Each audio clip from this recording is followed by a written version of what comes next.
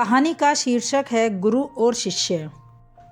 एक बार की बात है, एक बार एक अध्यापक संपन्न परिवार के शिष्य के साथ कहीं जा रहे थे तो उस शिष्य को कुछ मजाक सूझी, क्योंकि उसको रास्ते में किसी गरीब मजदूर के जूते दिखाई दिए। उसने अध्यापक से कहा, गुरुजी, अगर हम इन जूतों को छिपा दें तो कितना मज़ा आएगा। देखते हैं कि मजदूर पर इसका क्या असर पड़ता है। अब उसको तो मजाक सूझ रहा था, लेकिन गुरुजी ने कहा कि नहीं, गरीब इंसान के साथ इस तरह का भद्दा मजाक करना ठीक नहीं है। उसने कहा, क्यों ना हम इन जूतों में कुछ सिक्के डाल दें और देखें कि इसका इस गरीब मजदूर पर क्या प्रभाव पड़ता है। उन्होंने ऐसा ही किया। जैसे ही मजदूर अपना काम करके लौटा और उसने एक पाँव अपने जूते में डाला तो उसको कुछ कठोर सा महसूस हुआ। उसने अंदर हाथ डाला तो उसको कुछ सिक्के दिखाई दिए। वह थोड़ा आश्चर्य में पड़ गया। आसपास किसी को देखा तो कोई भी नहीं दिखाई दिया। वापस उसने दूसरा पैर अपने जूते में डाला और वापस उसको उसमें कुछ सिक्के दिखाई दिए।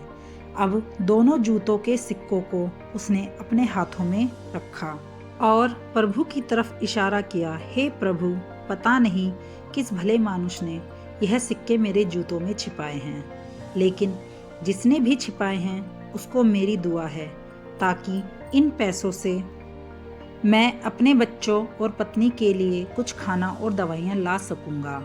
और इतना बोलकर वह चला गया। इस बात को शिष्य और अध्यापक दोनों सुन रहे थे। अब अध्यापक ने शिष्य से पूछा, अब तुम मुझे बताओ कि तुम्हें कैसा महसूस हुआ, तुम्हारी पहले वाली मजाक या मेरा यह तरीका। तो उसने कहा कि गुरुजी, मैं आपसे क्षमा चाहता हूँ। अब मुझे समझ आ गया है कि सच्ची खुशी किस चीज़ में है। जब हम किसी की मजाक उड़ाते हैं तो हमें कुछ पल का आनंद मिलता है, लेकिन इससे हमें बद्दुआएं भी मिलती हैं। लेकिन अगर हम किसी की मुश्किल परिस्थिति में मदद करते हैं और जिसकी भी हम मदद करते हैं उसको भी नहीं पता कि हमने उसकी मदद की है, लेकिन अंदर ही अंदर हमें पता है कि हमने उस इंसान की मदद की है। यही सच्ची खुशी है। जब हम दूसरों को खुशी देते हैं तो हमें सच्ची खुशी मिलती है।